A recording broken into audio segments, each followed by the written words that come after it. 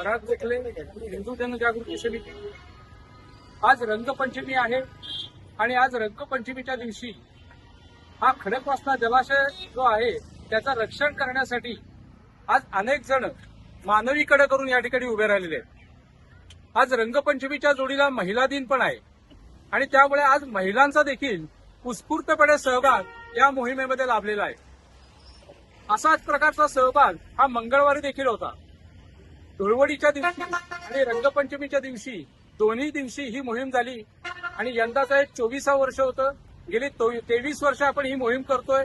आपली ही मोहीम 100% यशस्वी आहे आणि आज सुद्धा रंगपंचमीच्या संध्याकाळी ही मोहीम आपण ज्यावेळेला बघत आहोत तर ही आज सुद्धा 100% यशस्वी मोहीम आहे.